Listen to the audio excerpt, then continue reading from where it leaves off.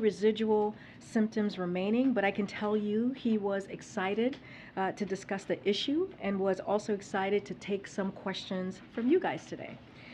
As you know, Dr. O'Connor provided another update on President Biden's health, indicating that he is doing quite well, which you were able to see for yourself just now. And he continues to respond well to Paxlovid after his 4th day of treatment last night. As we have said, almost everyone is going to get COVID, and because of the hard work we have done since day one, turning around the disjointed COVID response we inherited, we have the tools to ensure that people can go about their daily life and work. The president is fully vaccinated, twice boosted, and is taking Paxlovid.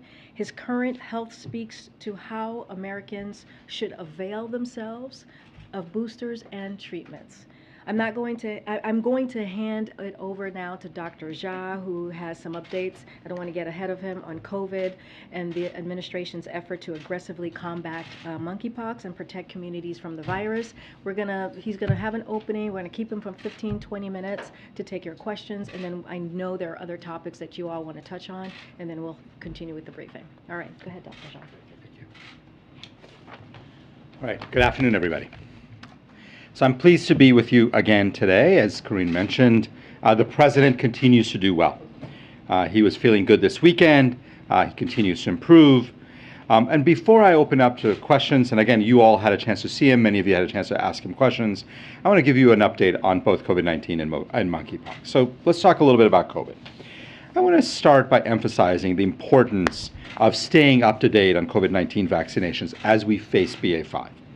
Approximately 400 Americans are still dying every day, which, while much better than it was when the president took office, is still too many, still too high, particularly because we can now prevent most of these deaths. Our existing vaccines continue to provide robust protection against serious illness, hospitalizations, and deaths. And because protection wanes over time, it is crucial for people to get a booster to stay up to date. Most deaths are happening in people who are not up to date on their vaccines. Let me repeat that. Most deaths are happening in people who are not up to date with their vaccines. And it is critical that people get out and get vaccinated. As I have said this, and as I've said before, and I will say again, if you're over 50 or moderately or severely immunocompromised, but if you're over 50 and haven't gotten a vaccine this year in the year 2022, you should get one right away. I would not wait. Now, looking ahead, we know this virus is constantly evolving, and we can't be complacent. And we are in the much better situation that we are in today because we have been aggressive and forward-leaning in our approach, and we will continue doing that. And to that end, tomorrow, we will be hosting the White House Summit on the future of COVID-19 vaccines. There's a lot of work happening inside the U.S. government and in private industry on the true next generation of COVID-19 vaccines.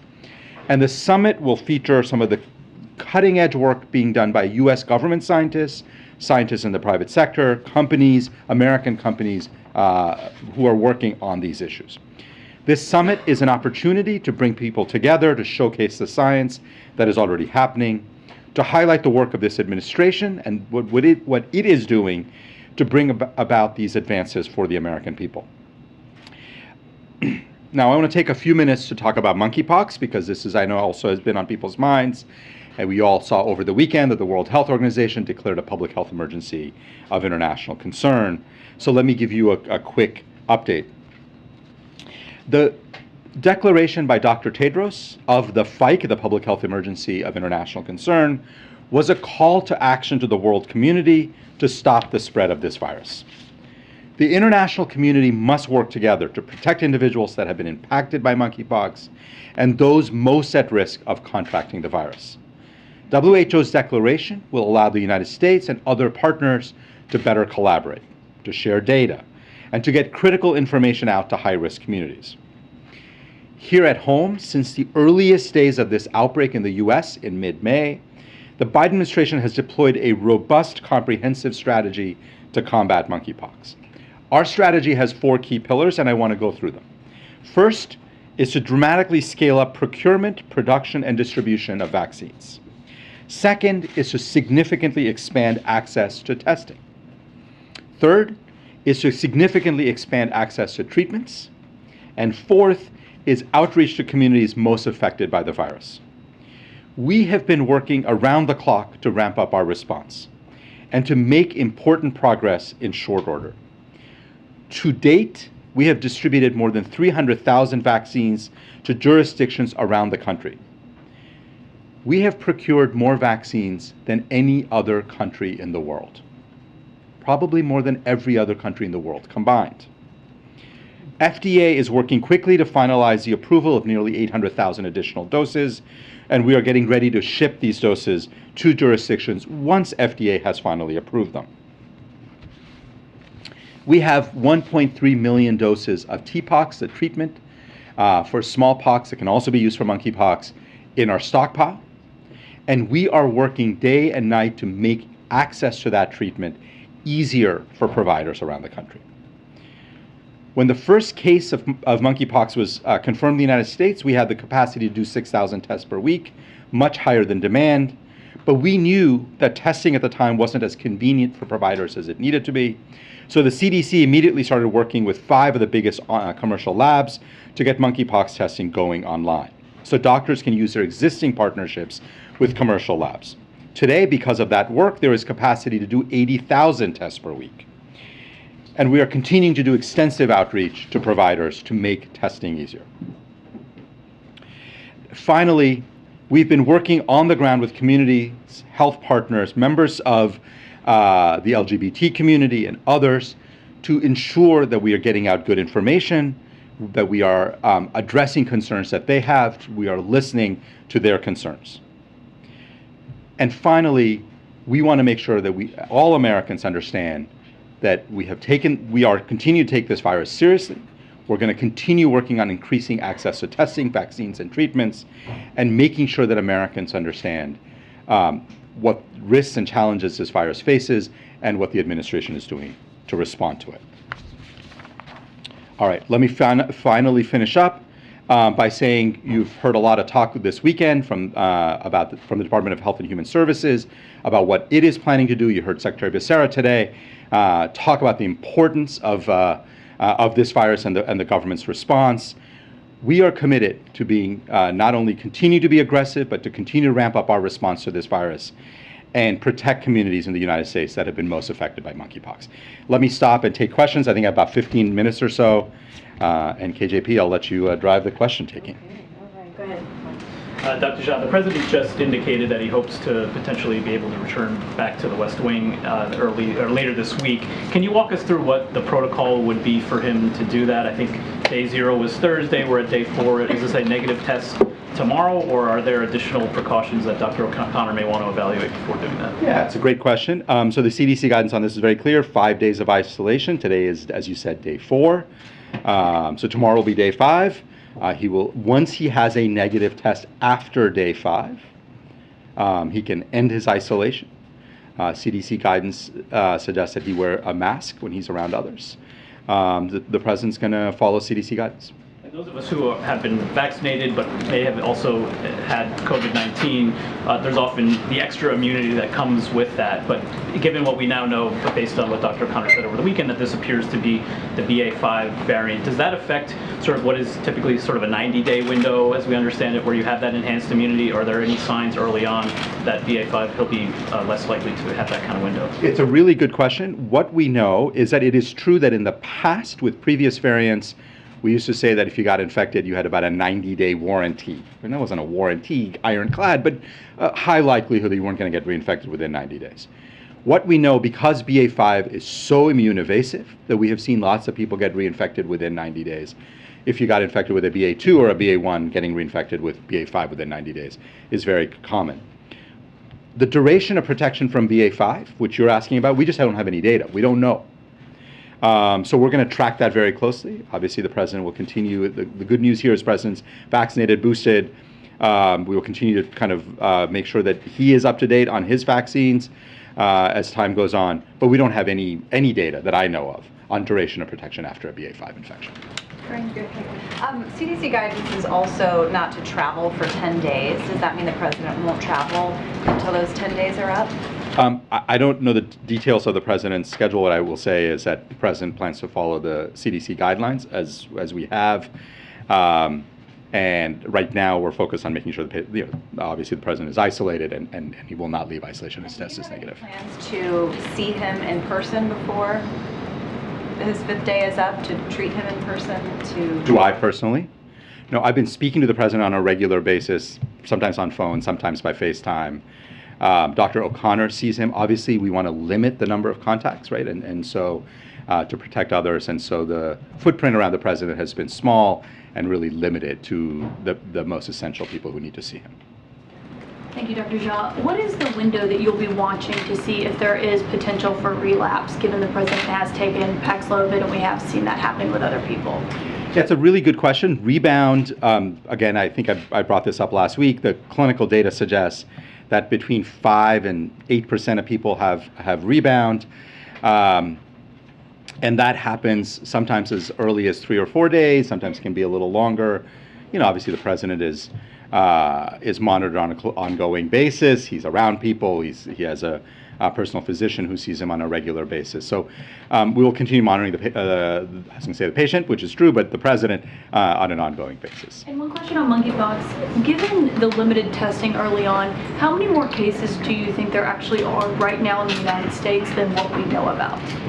Yeah, so I would say, first of all, in terms of testing, we had 6,000 tests available per week. It works out to about 800-900 tests a day. I don't think testing capacity has been a major limitation. One of the challenges has been that a lot of providers have found it difficult to actually order the tests. That's one of the reasons we brought in the national labs, because physicians are very comfortable using national labs. Obviously, we want to continue working on making sure testing is more and more widely available so that we're tracking every case and identifying every case. I don't have a number of how many further cases are out there, but I do expect, by the way, that as all these national labs now come online, as they have over the last week, would not be surprised if we see an increase in cases as testing becomes more robust. That's a very normal part of any outbreak response, is that as testing ramps up, you tend to see an increase in cases because people can identify. I guess the number is significantly higher than what we know right now? It's very hard for me to make guesses on what the number is. And I think the goal is to make testing easy, widespread, available, so that people can order those tests. I'm just going to jump around. Just on the global response to monkeypox, as we know, viruses don't respect borders. What is the U.S. able, willing, prepared to do to address that, especially since this affects communities that are often stigmatized, left out of public health interventions? And then I have a follow-up Trump question for you, Karine. I can take it once, Dr. Jean. Yeah, so we have had a very global, kind of very strong engagement in the global community on monkeypox for years. We have worked with multiple countries on the African continent where most of the disease has been endemic in the past. We continue to have strong partnerships with multiple countries around building up laboratory capacity, that same testing capacity we're talking about here in the United States. It's really essential that other countries have that as well. We're continuing that work. This outbreak obviously now is in many, many other countries as well, and so we're in constant conversations with our European colleagues, with colleagues in other parts of the world. I think this public health emergency declaration will also further galvanize global response. I'll make a couple more points. I mean, the U.S. really on monkeypox has been a global leader. We are the major funder of the company that makes the Jynneos vaccine. We, in fact, have had a very large role to make sure that that vaccine exists and has come into being. So U.S. global leadership on monkeypox, I think, is both longstanding, and we're going to continue doing all of those things to make sure this really is a global response. Deliverables that we might see? Well, so we're working with countries, and different countries have different needs, different countries have different technical needs. So we are right now engaged in a lot of both bilateral and multilateral conversations with nations to figure out what help do they need, what kinds of technical and other kinds of expertise can we provide. Yeah, thank you. And in fact, I have a question for you later. In fact, there's one quick, and if you can humor me later with one, I would appreciate it. Yes, very quickly on staying up to date, it was reported that potentially that eligibility could be lower, below age 50. Other countries are doing this, offering a 4th shot for adults. Can you give us an update as to whether you expect that to be the case, or your personal reading of the data? Is it necessary for adults who do not have moderate or severe immunocompromised situations under age 50 to get a shot? Many, of course, have gone now, what would it be, 9 or 10 months since their last shot? Yeah, great question, Josh. Let's kind of take a step back and understand what we do know about being up to date. For all Americans, it is very, very clear from the evidence, like just incontrovertibly clear, that if you got fully vaccinated, if you got your 2 shots but have not gotten your booster, you need to get that. Like, that is essential. It's probably the most important message people need to hear, is if you've not gotten that 3rd shot, it is essential, whether you're over 50 or you're under 50. Basically everybody above the age of 5 needs to have that booster. It just provides a level of protection that is absolutely essential. I think that's point number 1. On point number 2 is certainly for people over 50, and I know you guys are getting tired of me saying it, but it's true, and the president is like very good evidence for this. It is absolutely essential that if it's been more than 5 months since you got your last shot, you absolutely need to get that 2nd booster. On the people under 50 and the 2nd booster, FDA, CDC, I've been very clear since this conversation started. These are FDA, CDC decisions. They're constantly looking at the data to try to make a determination of whether the risks outweigh the benefits. That benefits outweigh the risks, and that evaluation is ongoing. I don't have any news report. I don't know when, if and or when the FDA is going to act on that. What I will say is that these are FDA, CDC decisions, and they're still looking at that data. Last week that was sort of pumping the brakes on that after reporting a couple weeks earlier that it was ramping up. Can you give us a sense of the trajectory? Has anything changed? Yeah, I read that report too, and I am not aware of any change in trajectory. What I know is that the FDA scientists are looking at this and trying to make a determination of whether they want to make a change in policy or not. Thanks. In an effort to try to really firmly establish the history of what has happened here in the last week, are you in a position to explain what the testing regimen was for the president prior to his COVID diagnosis?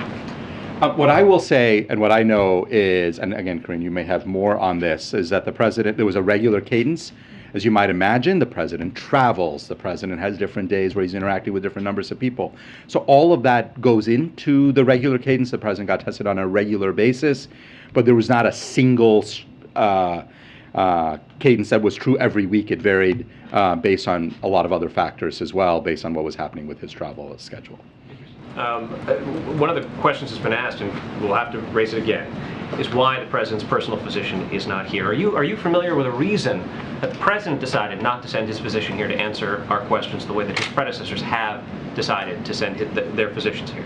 KJP, I don't know if you want to start it. I'm happy to give my thoughts, or you want me to just give mine? Why don't you start and I'll come in. Yeah, so look, you've heard every day and from the president's physician through his detailed accounting of his assessment, his plan. I have been speaking to both his personal physician. I speak to him every single day at length with the president on an ongoing basis. And the bottom line is the president has had, thankfully, because he is double vaccinated, double boosted, he's had a relatively mild upper respiratory infection. And in that context, we have provided, I think, an extraordinary amount of transparency about his care, when he got tested positive, how he's done each day, the evolving nature of his symptoms. Is his runny nose a little worse, a little bit better? Like, we've been very, very open and transparent with all of that data. And what I'm able to do is obviously provide that broader context of how to think about the president's condition in the context of the broader COVID response that we have. But the president's physician, I think, has been very, his words have been very clear, and then you've heard from him through his letters every single day. Forgive me, there's a history here in this room of the president's physician standing here to take questions, Yeah. and in part it's because some of your colleagues in the medical profession do have questions, and they've asked us to ask those questions about why the president's doctor ordered him to stop taking Questor and Eliquis.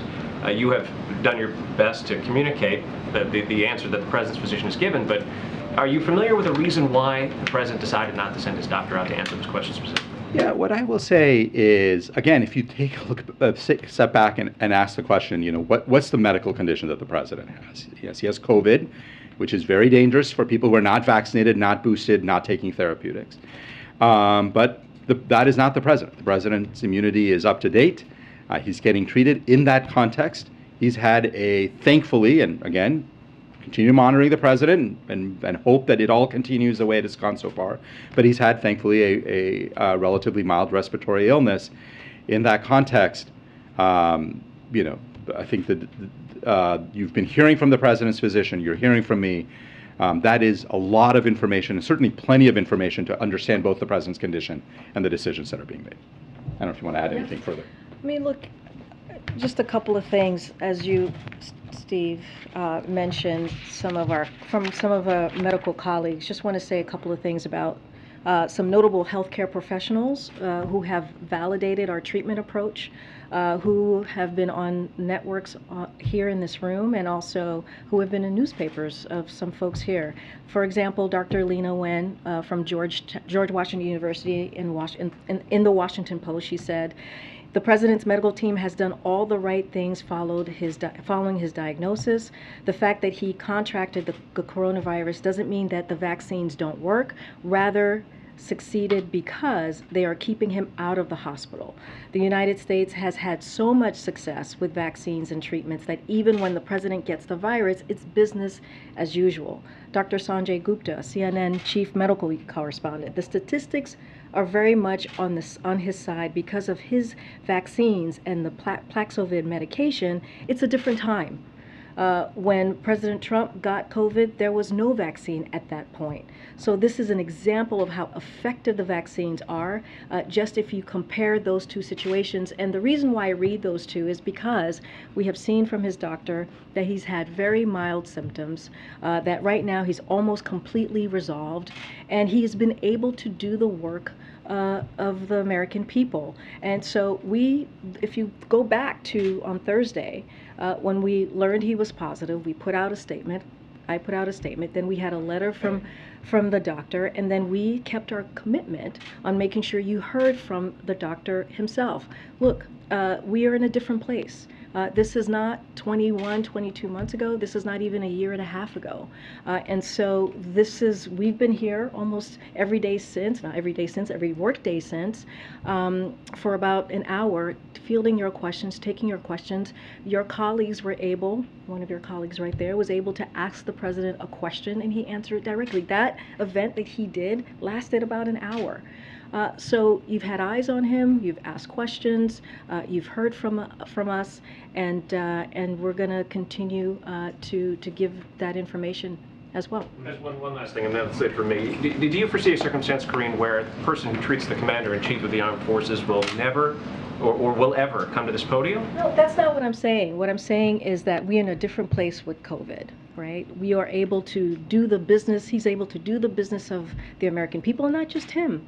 Other Americans as well, because there are vaccines that are free, because there are boosters that are free, because there's Paxlovid, which is an antiviral medication that has helped him really take to the treatment well, really recover very well. You saw him again for your very own eyes. You saw him give a speech at Noble that we just played for all of you, which is why we were a little bit behind in starting this, and also during his CHIPS event. And so that's not what I'm saying. I'm saying that we are just in a different time with COVID.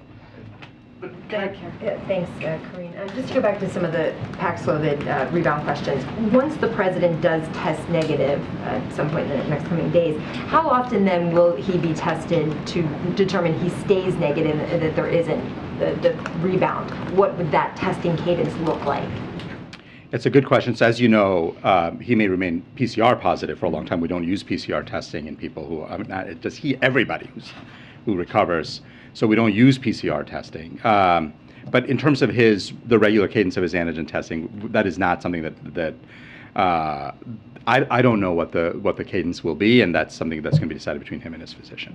And you mentioned the 90-day warranty that in previous rounds of COVID and variants people had, and that this one there's no data because we don't know it yet. But the president, when he does then test negative, what would your recommendation be in terms of what his protocols would be when he goes back to events, when he goes back to engaging with people in the public? Do you have to go back to assuming that he could get it very soon after this? What would the level of caution have to be for the president given this particular variant and the transmission of it right now?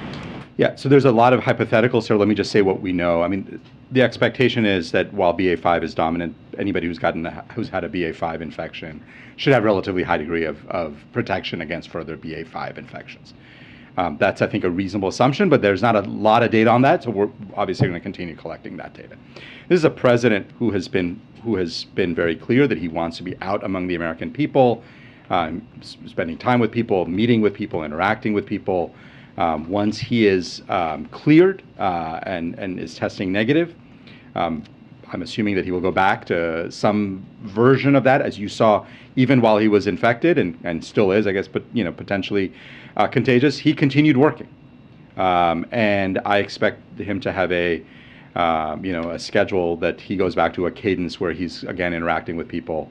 But the details will obviously vary based on kind of how things go in the days and weeks ahead. Yeah, thank you. Related question, should we expect a scaled back schedule from the president once he tests negative and is in person again, or is it, back to normal very quickly? Like what should we look for in the coming days after he does test negative and returns in person? Yeah, I'll give you this is a president who continued working like 8-10 hours a day while he has been infected. He's just worked a lot. Again, let's see when he tests negative. My assumption is that he will continue doing well. Obviously, we're going to continue monitoring him and making sure that does happen. And based on all of that, I think we'll see but he's got a long agenda. He's got a lot of work he wants to be doing for the American people. And so I think there'll be, some negotiation around. And it'll be daily tests after Wednesday if he were to test positive again on Wednesday. I mean, is that going to be an everyday thing or even faster than that, more rapidly than that? Or I don't think there's much value of testing more than once a day. If he tests positive, we'll continue following CDC guidelines, which will get tested again with a regular cadence. But it won't necessarily be daily after that, or No, I think it's a bunch of hypotheticals. I want to make sure we'll make sure he's continuing to feel well. We'll see what the tests show, and then I think make a decision after that. A couple more, and then we'll let Dr. go. To follow up on Dr. O'Connor not being here, is this a situation where Dr. O'Connor does not want to come and talk about the president's health, or where the president doesn't want Dr. O'Connor talking about his health? I will tell you, I have spoken both to the president and to Dr. O'Connor on an ongoing basis, and neither of them has expressed a preference on either. Dr. O'Connor has not at any point said he doesn't want to come. The president has not at any point said he does not want Dr. O'Connor to come. So I would say neither of those is correct. Okay, and you said again today that the president is following the CDC guidelines very strictly. It seems like there are people in the residence taking his photo with no mask on. I was looking at the guidance for COVID positive people. I don't see any carve-outs for something like that. So is he really following the CDC guidelines? Yeah, so so a couple of things. What's really important is anybody who's interacted with the president, and it's been a much smaller footprint, has been socially distanced as much as possible. They've all been wearing N95s, and whenever possible, we've done this we've done this outside with windows open. But isn't the guidance for the person with COVID to be wearing an N95 when there are people around as well? So, look, Peter, I think if you think about, the president, he does generally wear a mask when he's around other people. He sometimes takes the mask off when he's getting a photo taken. He's been, most of his interactions with others, he has been wearing a mask. And the bottom line is that everybody around him is fully vaccinated and boosted. And he has been, I think, following CDC guidelines very carefully. All right. April, and then the young woman in front of you. But go ahead, you go first. Dr. Jha, thank you, Karine. I just want to find out the results of your contact tracing. Do you have any results from that yet? Yeah, I can give you an update as of midday today. I think there were 17 people, just want to get the number right, 17 people who were identified as potential close contacts. They've all, of course, been notified. They're all following CDC guidelines, and as of earlier today, none of those 17 people had tested positive. Thank you. I wanted to go back to monkeypox and ask what the government's response is to some of the backlash regarding the messaging and language that could perpetuate homophobia and transphobia like we saw during the HIV epidemic. Are there specific things you're concerned about? I mean, I think very clear at this point that the community most affected is the LGBTQ community. This is one of the reasons why I said we've been deeply engaged with them, both to share information, also to learn more, make sure that everybody's communicating in a way that's both scientifically accurate and respectful. Obviously, it's really important that we do not use this moment to propagate homophobic or transphobic messaging, and I think it's really important that we stick to the science, stick to the evidence, and do it in a way that's respectful of people. Thank you. Just following up on monkeypox, when will you decide, whether it merits declaring a public health emergency, and what other factors would you need to look at? Yeah, it's a good question. This is a decision that will be made by Secretary Becerra, Department of Health and Human Services. With any outbreak, that evaluation almost sort of begins day one. People start looking at it and thinking about, when is that appropriate? I think Secretary Becerra will make that decision when he thinks that doing so will help with the response. Obviously, a PHE opens up certain capabilities for the Department of Health and Human Services. I know those are conversations that are ongoing and continue, and that'll be a decision made by Secretary Becerra. And on the monkeypox vaccine, is there consideration of invoking the DPA to produce more of it, and how much do you estimate the U.S. would need total? Yeah, that's a very good question. Again, and what I will say is, right now we have about 780,000 doses that we're planning on making allocations about in the next few days, pending FDA authorization, of course. We're looking at the company that makes it. We're looking at their ability to produce more. We're talking to them about contract manufacturing in the United States and being able to produce more vaccines here. So we're looking at a whole range of options. Obviously, if other tools that the federal government has at its disposal are helpful, we will not be shy about invoking those tools. But right now, we are looking at these sets of factors to see how much more vaccine can we get in the United States. All right. Thank you so all right. much. Thank you all for listening, and have a good day. And I'll let you back to KJP. Thank you.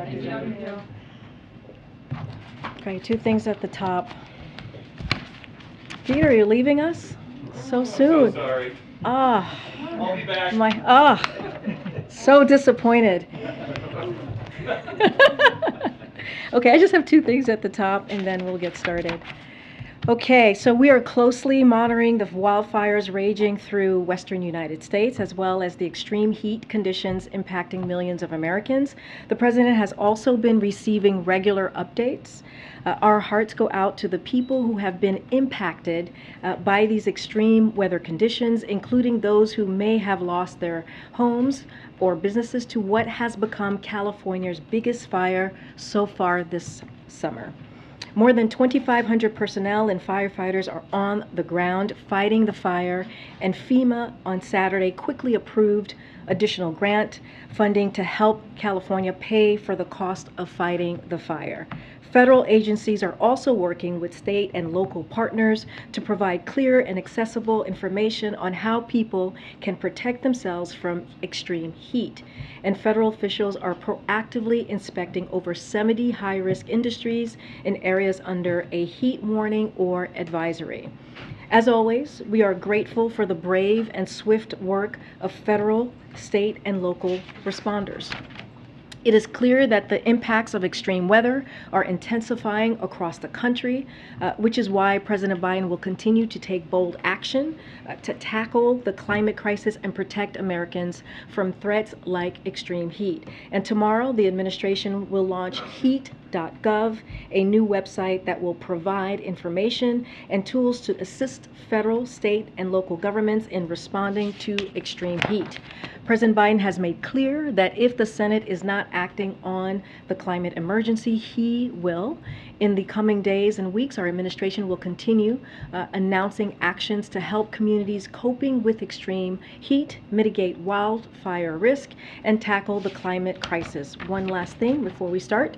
President Biden is committed to doing everything he can to lower costs for the American people. We have now seen more than 5 straight weeks of gas prices dropping, and the current drop in gas prices remains one of the fastest declines in over a decade.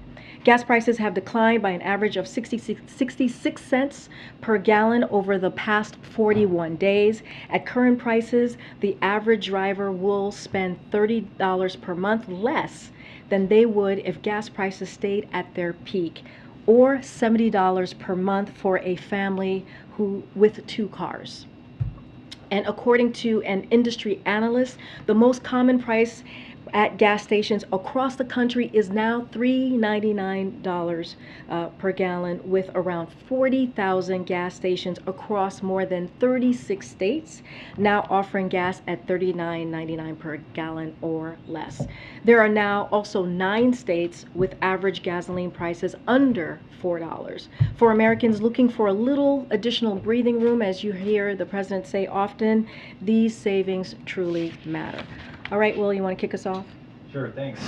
So medical issues aside, I just wonder, can you give us a better idea of what the president's return to work will look like? Does he have events that are already scheduled and on hold until he gets in person?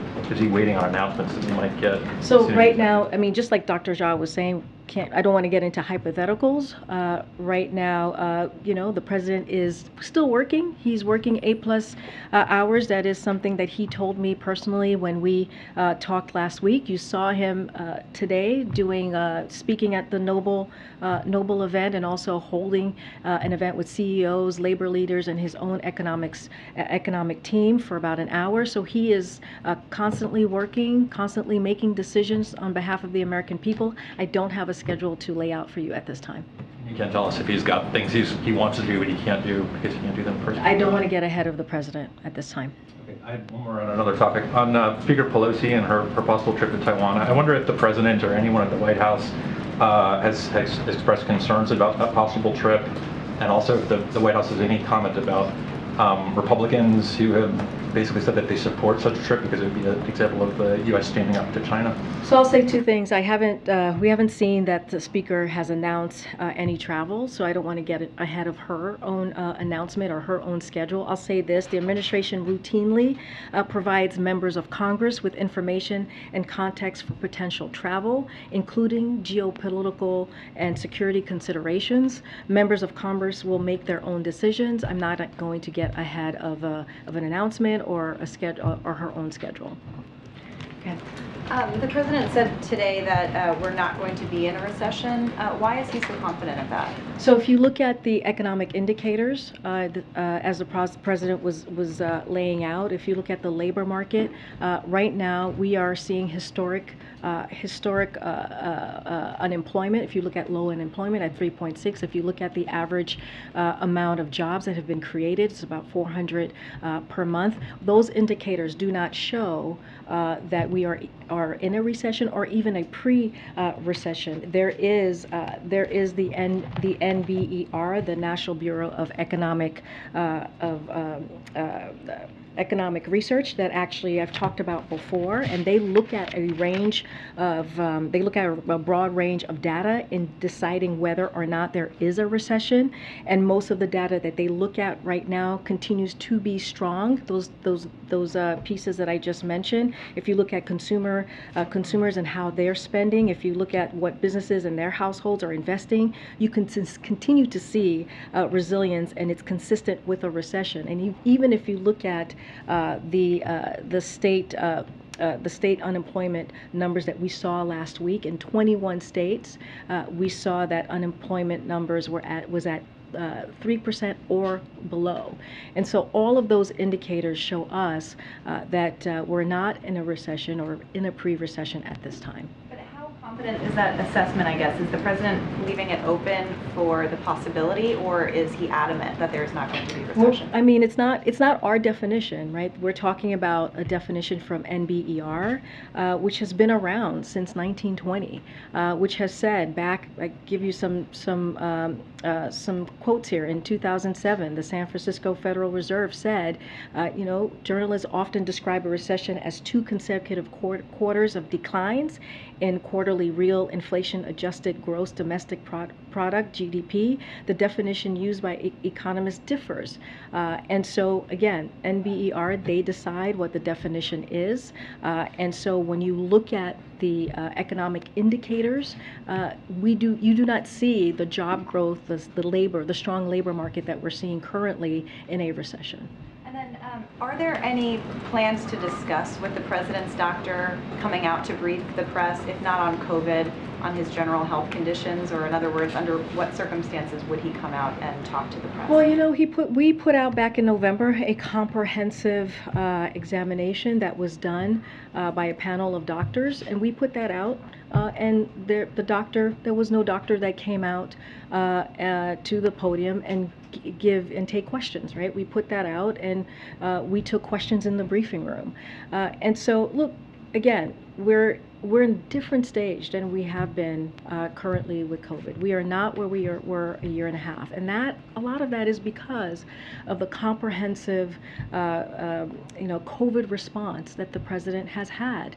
The fact that he's able to be fully vaccinated and double boosted, and not just him. We're talking about Americans across the country, and we are encouraging. We see this moment as a teachable moment, as a moment to really let folks know, if you haven't gotten vaccinated, the time is now. If you haven't gotten that first or even second booster, the time is now to do that, so you can have that extra protection. Quick follow-up to that. Have you or did Dr. Jha ask Dr. O'Connor to come to the briefing room and they declined, or because Dr. Jha indicated that there was no resistance to doing that? So there is no resistance to doing that. The answer, and the question that was asked, the answer is no to that. We believe that, not even we believe, we know that the president has very mild symptoms. He is managing this. He's reacting to the treatment very well. This is coming from Dr. O'Connor. And you all have seen him today, twice.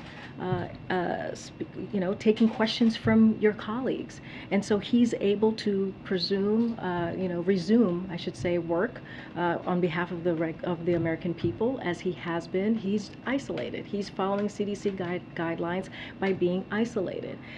But again, this is what's important about the time that we're in. We're able to have the treatment, we're able to have the boosters, have the vaccine, so that people can continue to do the work. We should be thrilled. We should be thrilled that our president is doing well and is responding well to the treatment and has very mild symptoms, or is at a point where his symptoms are pretty much resolved, as the president has said. I wanted to ask about the president's comments in this address to a noble. He refers to his predecessor watching the events of January 6th unfold from the private dining room, saying he didn't have the courage to act. I wonder if this is the most specific and the most forceful we've heard President Biden speak about his predecessor's conduct on January 6th, and I wonder if this is an indication of a change in posture. Would the president be bringing this kind of contrast more to the fore in the coming months? So the president has been, in the past several months, has said that the former president bears responsibility on the insurrection. And I think what you saw today was the president making that comparison. First of all, thanking the law enforcement for what they do, officers for what they do. Remember, he was speaking in front of black law enforcement who are in Orlando, and he wanted to take the time to thank them. Because if you think about it, we ask our law enforcement to go out there and protect our streets. On January 6th, in 2020, we asked law enforcement, or they had to protect our democracy. And so, the former president had a choice to make. The choice was, do you stand on the side of our law enforcement, or do you stand on the side of the mob?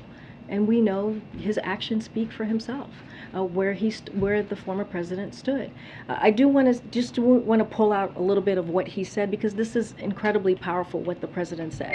So the Capitol Police, the DC Metro Police, and the law enforcement were attacked and assaulted.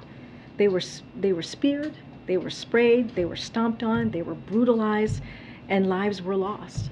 And after 3 hours, the defeated former president of the United States watched it happen. As he sat in the comfort of his private dining room next to the Oval Office, brave law enforcement were subjected to medieval hell for 3 hours. And so that's what the president wanted to make sure that he put out there, dripping in blood, surrounded by carnage, face to face with crazed mob that believed the lies of the defeated president. So the former president bears responsibility for that. And also in the speech, I want to add is that you heard the president also make a contrast with the 2 senators in Florida. You know, we talk about, you hear politicians talk about how they're on the side of law enforcement officers. But then you have these 2 senators in Florida who do the complete opposite of that. And a lot of that, if you look at the American Rescue Plan, which no Republican voted for, it had $350 billion to go to states to really help states with public safety. And so that's the contrast the president wanted to make, and he wanted to make sure he did that in front of the law enforcement officers who were there. Some of the details he's drawing upon there echo what we have heard in the January 6th committee's hearings. Has the president also had any sort of briefings from Justice Department officials about the state of any investigations they might be undertaking? So, as we've said many times here, as the president has said, the Department of Justice is an independent agency, especially as it comes to legal decisions and issues. So he leaves that on the Department of Justice. That's not something that we're going to comment. Again, they are independent when it comes to legal matters, and we leave that to them. President Trump. Go ahead. I promised that I would get back to you. So as you know, the former president is giving a speech tomorrow here in D.C., his first public speech in D.C. since he left office. I'm just wondering if the White House is tracking that, listening to some of his policy recommendations, especially since, as you know, a lot of Americans might side with the former president and feel, kinship with him or agree with those policy recommendations. Are you guys keeping an eye on it? So it's not something that I'm tracking or we're tracking here. I don't know what he's coming to talk about. I guess we'll see when he gets here tomorrow. Yes, I wanted to ask about the as yet unannounced Pelosi visit to Taiwan. I know the president had said that the, quote, military thinks it's not a good idea right now. Can you say exactly what is the fear, what is the concern? What would China potentially do if she did travel there? So again, I don't have more to say beyond even what the president said last week. I laid out that the administration routinely provides a member of Congress with information and context of potential travel, including geopolitical and security considerations. But again, this is a decision for members of Congress to make. From what I understand and what I'm sure you all have seen, there's not been an announcement yet. So I'm not going to get ahead of her own schedule. Good. Karine, 2 questions. One, just following up on what you said about the National Bureau of Economic Research. They also did not declare it a recession in 2008 until December. That's 12 months after the recession had already been in place in the U.S. economy. But based on what the president said earlier, have his economic advisors told him they also don't think a recession is likely? And what is exactly the White House's definition of a recession? Again, I'm not going to define it from here. I'm just going to leave it to the NBER as we have stated of how they define recession. Okay, so you won't declare one until they have declared it one. I'm just saying that we're just not going to define it. We use the indicators that the NBER, the National Bureau of Economic Research, have used. We've mentioned that a few times.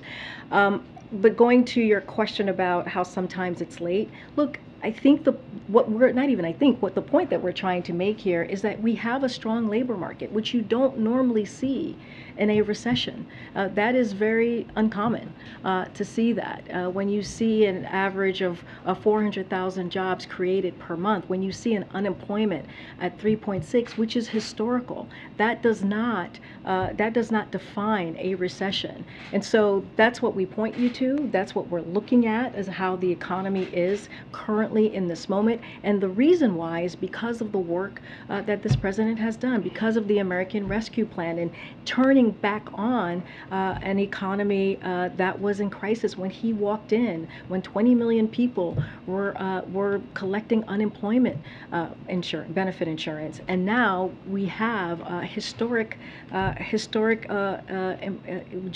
job creation. And so that is important. And let's not forget about the bipartisan infrastructure law that as well that has helped create jobs. Okay, I just want to be clear though. So we're not going to hear the White House say if there is a recession that there is one until the National Bureau of Economic Research has declared it one? What I'm saying is that the definition that the technical definition, and Secretary Yellen said this yesterday on Meet the Press, is the National Bureau of Economic Research that looks at a broad range of data in deciding whether or not there is a recession, and most of that data they look at right now continues to be strong. So that's who we look at.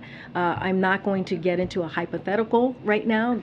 We don't do that, but we're using that as clearly an indicator, and why, and they lay out how they get to that definition. Okay, and my last one quickly on Taiwan. Does the House Speaker have the President's blessing to go to Taiwan? I'm not, that's another hypothetical, right? I'm not going to get ahead of Speaker Pelosi. This, again, I've laid out how we have, from time to time, given advice on the geopolitical situation, on the national security issues for potential any trip that a member of Congress takes. I don't want to get ahead of her. From what I understand, there has not been a trip announced at this time. Thanks, Karine. Just a quick one on COVID funding. Does the White House want to see Democrats put COVID funding into a reconciliation package? Look, the negotiations right now are happening in Congress. They are been leading that process. What I can tell you is that when you look at the historic nature of reconciliation, when you look at the price, the drug price component, how big pharma for the past decades have not really allowed Medicare to negotiate lowering costs, and the fight that many congressional members have fought for decades, the fight that this president has had in making sure that we're able to do that.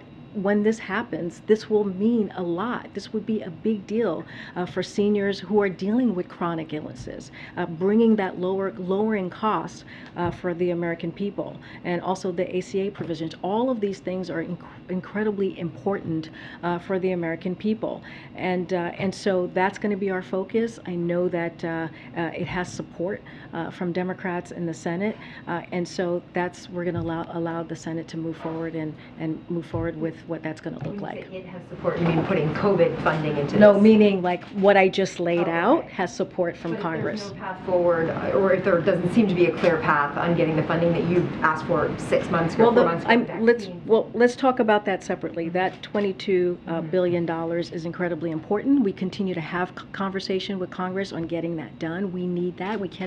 The U.S. cannot be behind. We've already made difficult decisions on COVID, and so we're going to continue to have those conversations.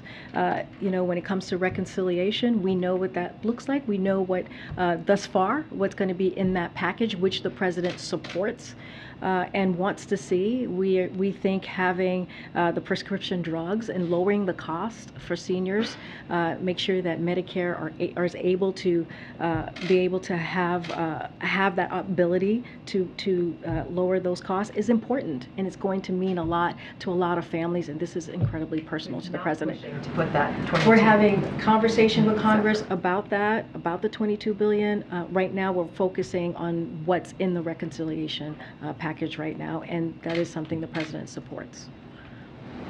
President Biden said he expects to perhaps speak with President Xi this week. I'm wondering if there's anything you can tell us about what he plans to raise in that call and what topics will or will not dominate that conversation. So I'm not going to get ahead of the president. I know he just spoke about this. I'm not going to add more to what he said. You know, you've heard me say this, you've heard us say this before, is that we have kept the lines of communication open with China, having staff-to-staff conversation. The president spoke to, as you know, President Xi back in March. I'm just not going to get ahead of the president or any announcement or confirmation of a call. Do you think tariffs are going to come up or play a role? I'm not going to lay out the agenda of what potentially would happen on that call. And just on the recession thing, and not to belabor the point, but you said that journalists use the phrase technical recession. I mean, I have notes from the last few days from Deutsche Bank, Morgan Stanley, Wells Fargo, Citigroup, and Fitch, all using that phrase. Those aren't, you know, rabble-rousing journalists. And so I'm wondering, is that simply a phrase we won't hear from the White House? So, on Thursday, if it's negative GDP, what will you call that? So a top official, I'll give you one, a top official at Goldman Sachs recently said it would be historically unusual for the labor market to be as strong as it is at present, even at the very onset of a recession. So, you know, what we are seeing, if you look at the indicators, if you look at which one of them is the strong labor market, if you look at where the unemployment is nationally and also in those 21 states that I just laid out, 3% or less, those are historic figures. Those are not what we would call a recession, just according to how it is defined. If you look at consumer spending, if you look at what businesses and households are investing in, you continue to see the resilience, and it is consistent. It is not consistent with a recession, and so that's what the indicators that we are looking at. And I will add, Brian Deese will be in the briefing room tomorrow, so you guys will all have an opportunity to ask these very same questions of him. He is as you all know, our National Economic Council. He's the director of the National Economic Council, so you'll have the opportunity to ask him these very same questions. Thank you. Oh, okay. Well, thank you guys. See you tomorrow. Do you have any reaction to the Russian foreign minister who is on African tour? He was in Egypt yesterday, Congo, Brazzaville today, Uganda tomorrow. Yeah, I'll address that very quickly. So look, the Russian Federation knows its horrific war against Ukraine has caused the majority of the international community to see it as a pariah state. You've heard us say this before. Russia has created a global food crisis by preventing grain exports. Its bombing of the Odessa port is a violation of its own agreements. Foreign Minister Lavrov, as you just stated, is attempting to engage with countries to try to stem the onslaught of outrage against Russia, especially by misrepresenting Russia's role in causing a surge in global food insecurity. I'll see you guys tomorrow. Thank you.